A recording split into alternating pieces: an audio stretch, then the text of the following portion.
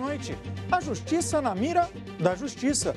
Foram bloqueados hoje todos os pagamentos extras de desembargadores de São Paulo investigados pelo Conselho Nacional de Justiça. Também começou hoje o julgamento de 4 magistrados que receberam contra-cheques milionários. No Rio Grande do Norte, outros 2 desembargadores foram afastados sob suspeita de desvio de 11 milhões de reais de verba pública. No Jornal da Cultura, vamos discutir a transparência que o CNJ tenta levar para dentro dos tribunais. E você vai ver também na edição desta quarta-feira. Falta de domínio da língua portuguesa dificulta a entrada de profissionais recém-formados no mercado de trabalho. O governo paulista cria a Univesp, primeira universidade do estado de ensino à distância. Na terceira reportagem da série Comissão da Verdade, os relatos de quem perdeu amigos e parentes nos anos de chumbo. Foi aí que eu me dei conta de que toda aquela tortura tinha me feito mudar de cor. FMI alerta que o excesso de crédito na economia brasileira pode aumentar o número de devedores que não conseguem pagar as dívidas.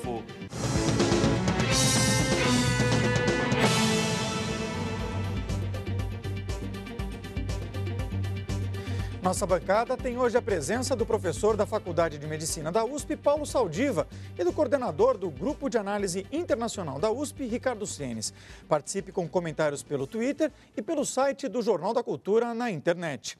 A leptospirose é ainda uma doença muito presente na vida da população de São Paulo. E neste início de outono, somente um hospital na capital registra um caso a cada 5 dias. Segundo os médicos, algumas medidas bem simples evitam o contágio, que pode até levar à morte. O córrego corta o bairro. Todo ano, no verão, enche e transborda. Em 2008, Daniel enfrentou uma enchente para salvar um menino de 6 anos. Os 2 escaparam da água, não da leptospirose. Eu, com mais ou menos 12 dias, eu comecei a sentir o sintoma. A princípio, eu sentia dor nas pernas e comecei a sentir um calafrio, como se fosse um começo de febre. Daniel conseguiu resistir à doença. O menino, que se chamava Isaac, morreu dias depois. Basta o céu escurecer e a preocupação começa para quem vive aqui na Vila Itaim, extrema zona leste de São Paulo. Com os constantes alagamentos, ano após ano, os moradores se veem reféns da chuva e da leptospirose.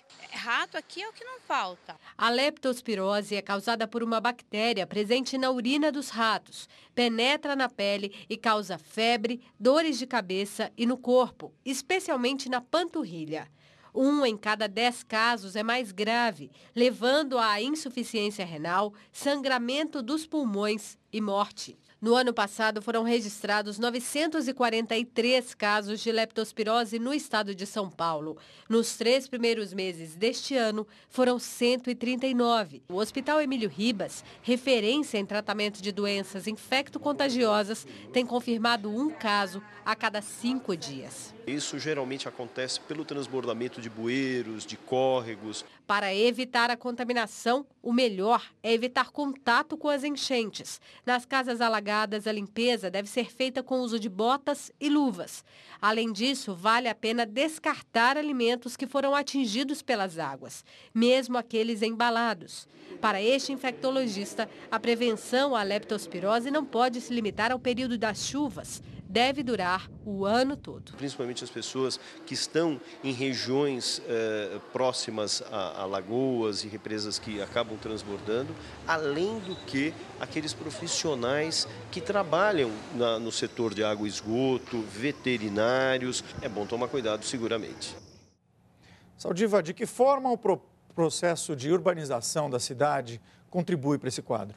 Bom, a cidade cresce primeiro em vales e calhas de rio, não respeitando, então, aquele espaço. A segunda coisa que está acontecendo com a leptospirose, que está explicando isso, é que a cidade ficou mais quente, porque a gente está tirando a cobertura vegetal. Isso gera uma ilha de calor, que não tem nada a ver com o aquecimento global, tem a ver com uma ilha de calor da cidade. Associada àquela poluição, aquele nível de poluição, forma um efeito que a gente chama de efeito albedo, retendo o calor. Quando vem uma frente fria, ela vai fazer o quê? Ela vai encontrar um ar mais quente no centro e, em vez de chover de uma forma mais homogênea na cidade, você abre uma torneira no centro, onde está mais impermeabilizado. Agora, pergunta quem... o pico, a gente tem uma função muito clara, tem um estudo nosso, mostrando lá da Faculdade de Medicina, que mostra que quando choveu, 14, 15 dias depois, aumenta o risco. Você sabe quando choveu, quanto vai ter de lepto. E quem que faz lepto? Exatamente o que aconteceu nessa história que vocês mostraram. É quem ou vai salvar alguém, ou quem não pode perder o bem que tinha, que vai ter que salvar a televisão. Tem outro aspecto, que eu acho, para não estender muito, que é o aspecto do lixo e do entupimento das vias de drenagem. Então, o que tiraram outro dia da calha do Tietê, 12 Fuscas. Nossa Senhora. 12 carros antigos. Então, eu acho que isso mostra que não é só saneamento, é todo um complexo de uso e ocupação do solo. Agora, eu peguei uns dados aqui, Senes, do Ministério das Cidades. 44,5% da população, somente 44,5%, ou seja, menos da metade, está conectada à rede de esgoto. Só 37,9% do esgoto que é coletado é tratado. E com um detalhe, para cada real que é investido em saneamento básico, você economiza 4 na outra ponta, que é justamente nos investimentos em saúde. Por que não se faz investimento em saneamento básico no país?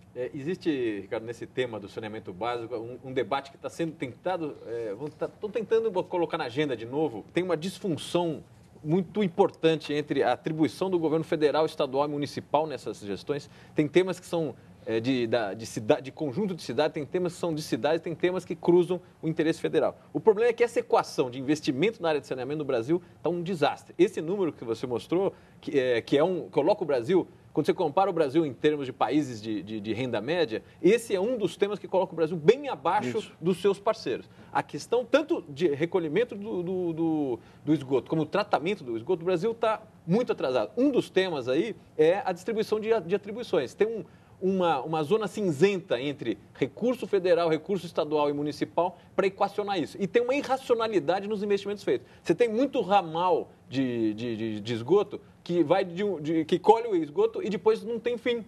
Porque aquela calha passa para um segundo município e o investimento não foi feito ali. E tem mais um problema. A obra é feita embaixo da terra, então o político não pode dizer que foi ele que fez. E de longo prazo, a maturação é de longo prazo. É de longo prazo.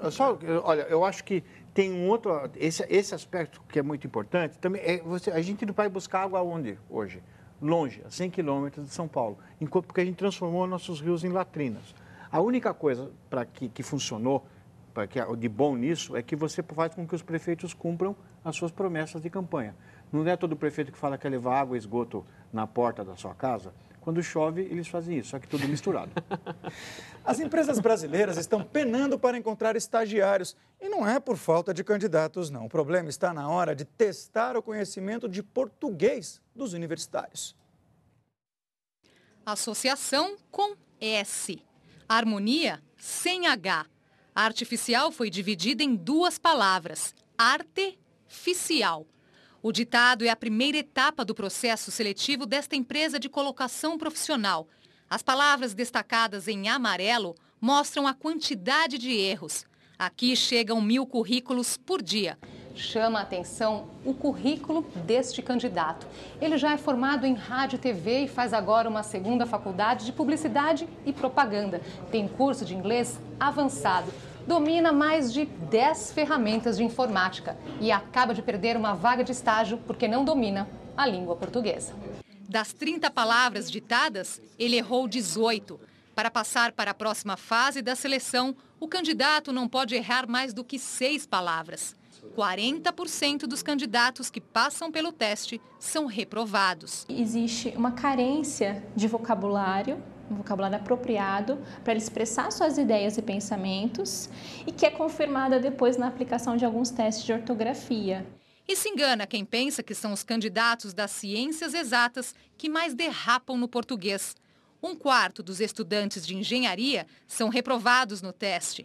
Já entre os alunos de pedagogia, que deveriam dar o exemplo, metade fica pelo caminho. Os campeões da reprovação são os estudantes de arte e design. 7 em cada 10 são eliminados. Fomos para a rua fazer o teste com alguns estudantes. Gabriel, aluno do 3º ano do ensino médio, começou bem, até chegar à sobrancelha. Acho que é isso, sobrancelha, do lado. qual? Sobrancelha. Sobrancelha. Quem mais acertou foi Carol. Depois de 5 respostas corretas, generalizou errado. Com Z? Com S. Com S. Com S.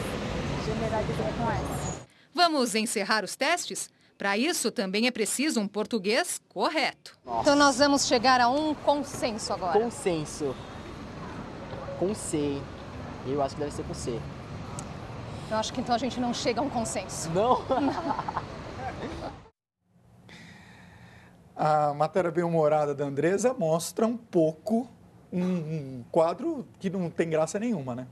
Eu acho que a questão da educação, como a gente tem visto em vários exemplos diferentes, pouco tempo atrás foi na questão da matemática. O nível de conhecimento de matemática no final do ciclo básico no Brasil, de novo, é um escândalo. E a gente sabe que as duas línguas fundamentais para você aprender, as duas linguagens fundamentais, é a língua falada, o português, no caso do Brasil, e a língua matemática. Sem essas duas ferramentas, o resto do conhecimento fica muito complicado. Nesse caso, pegou universitário. Agora, esse tema é muito mais grave quando você pega, por exemplo, também ensino técnico. Tem um estudo recente, inclusive, que permite, que indica o gargalo, por exemplo, de mão de obra para áreas técnicas, onde os sujeitos chegavam lá sem condições, por exemplo, de ler o manual da máquina. Então, você tem gargalo nisso que se esparrama pela economia, pela sociedade brasileira, com custos que são absolutamente difíceis de você recuperar, porque depois que o sujeito já fez toda a fase de estudo, está pronto para entrar no mercado de trabalho, se ele entra com uma deficiência dessa, é como se tivesse perdido boa parte do investimento que você fez antes. Saldiva, e letra de médico tem solução? Tem, porque agora é obrigado a ser legível, né? Porque já aconteceu muita besteira por causa da letra, infelizmente. E já que falamos de equívocos no uso da língua portuguesa, vamos tirar uma dúvida. Dilma Rousseff é presidente ou presidenta do Brasil? O Jornal da Cultura explica. As duas formas estão corretas. Normalmente, num caso como esse, é o artigo que determina o masculino ou o feminino. Por isso que a gente diz o presidente e a gente diz a presidente. Mas no caso dessa palavra, admite-se também a forma feminina, com a no final, a presidenta. O que parece é que a Dilma prefere a forma presidenta porque ela reafirma a sua condição de mulher. É como se houvesse, nesse caso, duas marcas de feminino, o próprio artigo e o final da palavra. Então é como se a presidenta deixasse mais claro que a nossa presidente é uma mulher. O Jornal da Cultura compreende e respeita a vontade de Dilma Rousseff, mas vai manter a forma popularmente consolidada e tratá-la como presidente. O governador de São Paulo, Geraldo Alckmin, assinou hoje o projeto de lei de criação da Fundação Univesp, a Universidade Virtual do Estado, que nos próximos 4 anos poderá garantir ensino à distância e semipresencial a 24 mil alunos. O governo lançou também um programa de residência educacional para o aprimoramento de profissionais da área pedagógica. Porque ele se autorregula. Conhecimento desafiando a geografia. Assim é a Univesp, a Universidade Virtual do Estado de São Paulo, que leva a formação superior para qualquer região do país, pela internet. 20% das aulas são presenciais, em salas de centros estudantis públicos, como USP, Unesp e Unicamp. Os alunos recebem 80% do conteúdo pela rede mundial de computadores. O material audiovisual é preparado pela TV Univesp, numa parceria com a TV Cultura. Cada aula sai desta redação e chega aos estudantes e professores pela TV e pelo computador, no site da TV Univesp e no canal da emissora no YouTube. Já são mais de 1.700.000 acessos. Desde 2008, que a gente começou a funcionar, a gente já fez 150 programas de 15 minutos, reportagens em geral, para abastecer os estudantes dos cursos. A possibilidade de acesso a todas as regiões, de maneira que você leva a universidade ao estudante. Hoje a Univesp oferece pouco mais de 2.000 vagas. Nos próximos 4 anos deve chegar a 24.000 em 8 cursos superiores e 2 especializações. Nesta manhã, o governador de São Paulo deu um importante passo para essa ampliação. Ele assinou o projeto de lei de criação da Univesp, que será a 4ª universidade do estado. O texto agora segue para a Assembleia Legislativa. Alckmin também assinou o decreto para a residência educacional, programa remunerado de estágios nas escolas estaduais. O conhecimento avançou tanto que, às vezes, só o diploma da faculdade não é suficiente. Você acaba aprendendo na vida, no exercício profissional. Então, a medicina surgiu a residência médica, né, os vários estágios. E o professor é o mais importante, é o professor das profissões. Mais um escândalo envolvendo soldados americanos no Afeganistão. Desta vez, o jornal Los Angeles Times divulgou fotos de militares se exibindo ao lado de afegãos mortos. A Casa Branca e o Pentágono condenaram as imagens e prometeram punir os responsáveis. Com a manchete, tropas americanas posam ao lado de pedaços de corpos de homens-bomba, o Los Angeles Times mostrou fotos tiradas em 2010 no sul do Afeganistão. Os soldados tinham a missão de colher impressões digitais, mas acabaram tirando fotos rindo e fazendo piada dos mortos. O episódio abalou ainda mais a já estremecida relação entre Cabul e Washington. Em março, um soldado americano matou 17 civis sem motivo.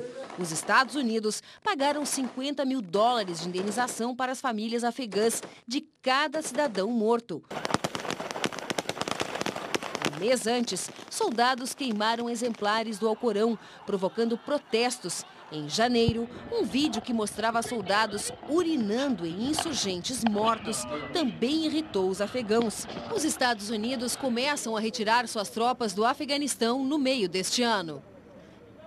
Cenas, o curioso é que muitas vezes o discurso para intervenção em determinados países, em especial os países árabes, é justamente um discurso calcado nos direitos humanos. E de repente a gente protagoniza, quer dizer, a gente não protagoniza, a gente vê cenas protagonizadas por soldados americanos desse tipo. É um contrassenso? É um tremendo contrassenso.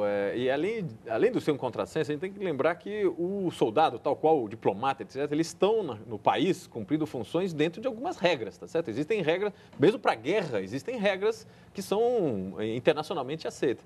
Quando esse sujeito está no campo, ele está representando o Estado americano ou o Estado do país que ele for militar. Isso significa claramente que esse tipo de violação não é uma violação estrita, um crime cometido por um cidadão. Isso aí é um problema entre dois estados, em dois países. A consequência diplomática para esse tipo de ação é 300 vezes maior do que o problema em si de uma violência, etc. A repercussão disso, por exemplo, na relação do Ocidente com essa região, com o Oriente Médio, é um terror. Isso é um tema que tem sido recorrente no Exército americano em várias situações e parece que o Exército americano não tem tomado as medidas necessárias para parar com isso.